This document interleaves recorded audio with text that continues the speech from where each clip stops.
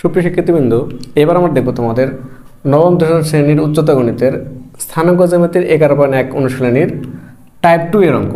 Type 2 তে আমরা রেখেছি 2, 3, 4, 6 এবং 11 নম্বর অঙ্ক। তার মানে এখান থেকে তুমি যে কোনো একটি অঙ্ক যদি করো তাহলে বাকিগুলো করতে পারবে। তো এবার আমরা দেখব 2 নম্বর অঙ্কের সমাধান। 2 নম্বরে দেওয়া আছে একটি ত্রিভুজের তিনটি শীর্ষবিন্দুর স্থানাঙ্ক যথাক্রমে এ দেওয়া আছে হলো 2, -4 এবং বি দেওয়া আছে -4, 4 এবং সি দেওয়া আছে 3, 3 হইলে ত্রিভুজটি অঙ্কন করো। ত্রিভুজটা আমাদের আঁকতে হবে এবং দেখাও যে এটি একটি সমদ্বিবাহু ত্রিভুজ। দেখাইতে হবে এটি একটি সমদ্বিবাহু ত্রিভুজ, তার মানে এই ত্রিভুজের দুইটা বাহু পরস্পর সমান হবে। তো চলো আমরা অঙ্কটা সমাধান করি। তো আমরা প্রথমে লিখব দেওয়া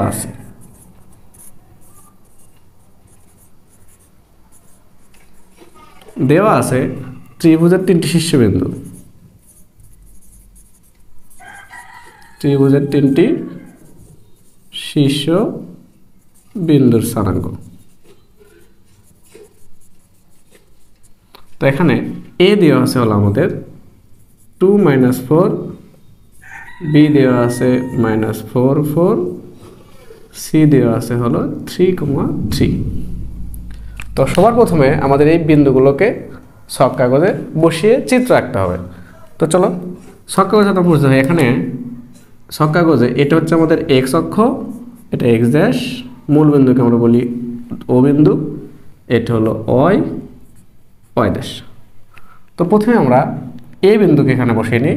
তাহলে এ বিন্দুতে এখানে দেওয়া আছে 2, -4, তাহলে এটা এক্সের দিকে প্লাস 1, 2 এবং -4, তার মানে ওয়াইয়ের দিকে -4, 1, 2, 3, 4, তার মানে এটা হচ্ছে আমাদের এ বিন্দু, এটা হচ্ছে 2, -4 বিন্দু। এরপরে বি দেওয়া আছে -4, 4, তাহলে প্রথমে আমাদের -4 দেওয়া আছে, তার মানে আমরা এক্সের দিকে মাইনাসের দিকে যাব 1, 2, 3, 4 এবং ওয়াইটা দেওয়া আছে আমাদের প্লাস, তাহলে উপরের দিকে প্লাস 1, 2, 3, 4, এটা হচ্ছে আমাদের বি বিন্দু, এটা হচ্ছে আমাদের -4 এবং 4 বিন্দু। এরপরে আমাদের সি দেওয়া আছে 3, 3, তার মানে দুইটাই প্লাস, তার মানে কোন চতুর্ভাগ? প্রথম চতুর্ভাগ। এখানে 1, 2, 3, 1, 2, 3, এটা হচ্ছে আমাদের সি বিন্দু, 3, 3। তো এগুলোকে যদি আমরা যোগ করে দিই তাহলে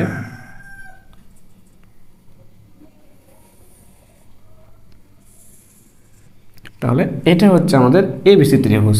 এখন আমাদের প্রমাণ করতে হবে যে এই ত্রিভুজটা কি বাহু? সমদ্বিবাহু ত্রিভুজ, তার মানে দুইটা বাহু সমান, এটা আমাদের প্রমাণ করতে হবে। তো প্রথমে আমরা এখান থেকে এবি বাহুর দৈর্ঘ্য নির্ণয় করব। তো আমরা দৈর্ঘ্য নির্ণয়ের সূত্র শিখেছি, এখন আমরা লিখব এবি বাহুর দৈর্ঘ্য, এবি বাহুর দৈর্ঘ্য, এবি বাহুর দৈর্ঘ্য সমান সমান। তো দেখো এখানে এ বিন্দু যে দেওয়া আছে, এই বিন্দুর প্রথমটাকে আমরা ধরতে পারি, এটা হচ্ছে আমাদের x1, এটা হচ্ছে আমাদের y1 এবং বি বিন্দুর এটাকে আমরা বলতে পারি x2, এটাকে আমরা বলতে পারি y2। তো আমরা এবি বিন্দুর দৈর্ঘ্য নির্ণয় করতে হলে প্রথমে আমরা কি লিখব? সূত্রটা লিখে দেবো এখানে √x2 - x1 whole square plus y2 - y1 whole square.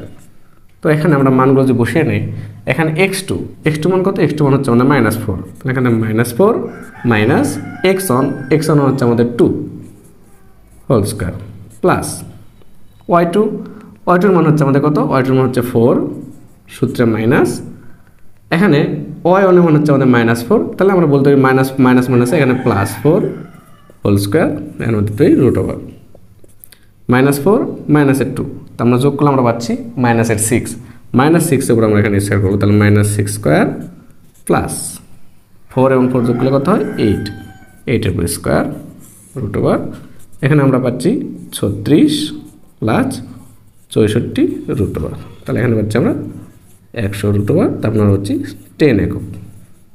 তাহলে আমরা এবি বাহুর দৈর্ঘ্য পেলাম এখানে 10 একক। তো এবার আমরা দেখব এটা পেলাম আমরা 10 একক। এবার আমরা দেখব এসি বাহুর দৈর্ঘ্য।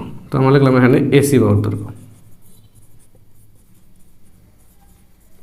এসি বাহুর দৈর্ঘ্য আমরা বলতে পারি এখানে এ এবং সি এর মধ্যে, তো এ এবং সি এর মধ্যে আমরা সির এইটা প্রথমটাকে আমরা ধরলাম x2 এবং এটাকে ধরলাম আমরা y2। তাহলে আমরা এখানে সূত্র লিখতে পারি, সূত্রটা আমাদের একই, √x2 - x1 whole square plus y2 minus y1 whole square. তো এখানে x2 এর মান আমরা বলতে পারি 3 মাইনাস x1 এর মান হচ্ছে আমাদের 2 হোল স্কোয়ার প্লাস y2 মান হচ্ছে আমাদের 3 মাইনাস y1 হচ্ছে আমাদের -4, তাহলে মাইনাস মাইনাস এখানে plus 4 whole square root over. তারপরে 3 মধ্যে থেকে 2 বাদ দিলে আমরা পাচ্ছি 1 প্লাস 3 4 যোগ করলে 7 স্কোয়ার।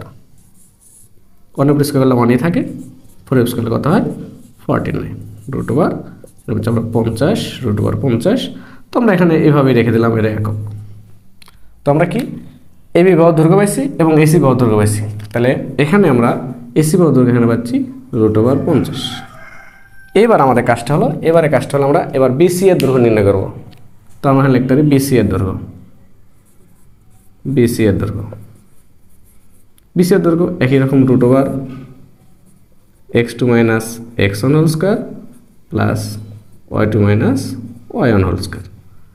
তো এখানে বি এবং সি এর মধ্যে যেহেতু কাজ আমাদের, তো আমরা এখানে বির মানটাকে মানে মনে ধরে নেব, এটা হচ্ছে আমাদের x1, এটা হচ্ছে y1 এবং সির মানটা x2 এবং y2।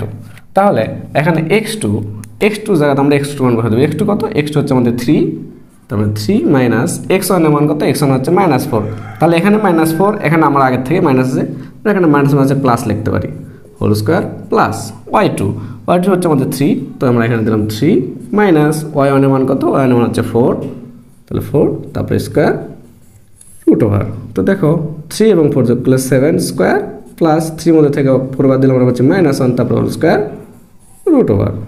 7 স্কোয়ার কত হয় 49 প্লাস -1 এর পরে স্কোয়ার কত হয় 1 রুট ওভার, তাহলে আমরা পাচ্ছি এখানে রুট ওভার 50 একক।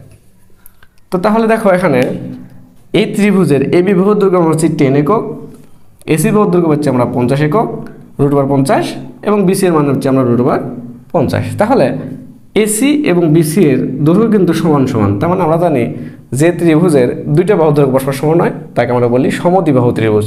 তাহলে যেহেতু এসি বাহুর দৈর্ঘ্য এবং বিসি বাহুর দৈর্ঘ্য সমান সমান পাইছি, তার মানে আমরা বলতে এটা একটা সমদ্বিবাহু ত্রিভুজ।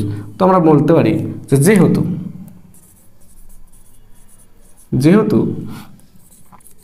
এবিসি ত্রিভুজে এসি সমান সমান বিসি, অতএব এবিসি ত্রিভুজ একটি সমদ্বিবাহু ত্রিভুজ আমাদের দেখাতে বলছে। শুন, তো এইভাবে আমাদের যদি কোনো ত্রিভুজ সমদ্বিবাহু, সমবাহু, সমকোণী, বিষমবাহু যে কোনো ত্রিভুজ প্রমাণ করতে বলে, সবার প্রথম কাজটা হলো আমাদের সেই ত্রিভুজের স্থানাঙ্কগুলোকে ছক কাগজে বসিয়ে নেওয়া।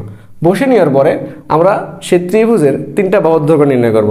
সেখান থেকে আমরা বুঝতে পারবো যে ত্রিভুজের প্রকৃতিটা কীরকম। আশা করি তোমরা এই ক্লাসটা বুঝতে পেরেছো।